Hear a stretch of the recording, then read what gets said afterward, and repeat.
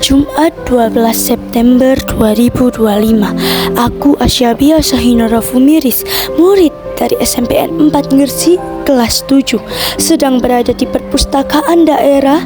Aku mencari buku untuk kubaca. Setelah berkeliling perpustakaan, aku menemukan satu novel yang membuatku penasaran. Novel yang berjudul Senja, Hujan, dan Ceria yang telah usai.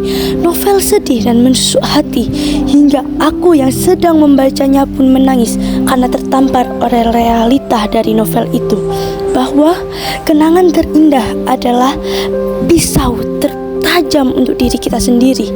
Di sini aku akan menjelaskan dan mendeskripsikan isi dari novel ini.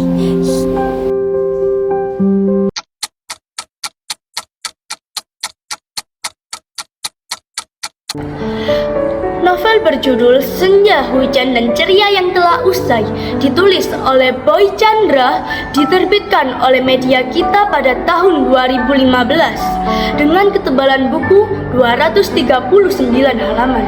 Aku memilih untuk membaca buku ini karena aku sangat tertarik dengan alur yang menggambarkan realita menyakitkan dan sangat mengecewakan.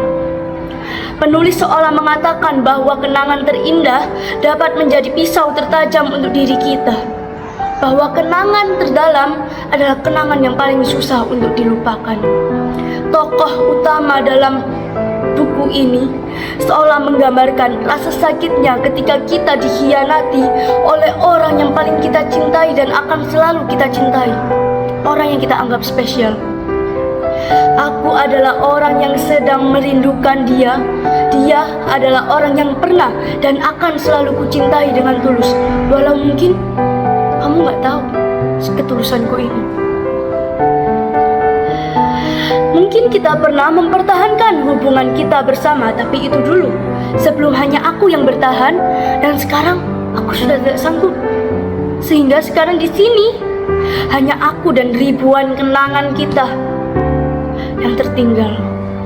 Terkadang aku melihat tetesan hujan, seakan 1000 kenangan jatuh dari langit. Kenangan tentang kita yang menghantuiku selalu terngiang-ngiang dalam benakku. Dan masih sering ku datangi tempat favoritmu, ku setel lagu favoritmu, film favoritmu, bahkan buku favoritmu. Walau aku tidak terlalu suka membaca, tapi aku belajar untuk memahami. Semua itu hanyalah sebatas usahaku untuk melawan kerinduanku kepadamu. Walaupun, ya, waktu gak bisa diulang.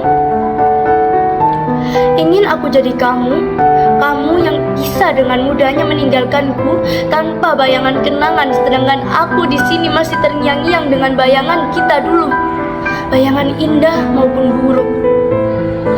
Aku mulai mengoreksi diriku sendiri, mulai belajar tentang cinta, bahwa cinta sebenarnya adalah orang yang saling memahami, saling mengerti, bukan hanya ingin dimengerti dan menunggu dipahami.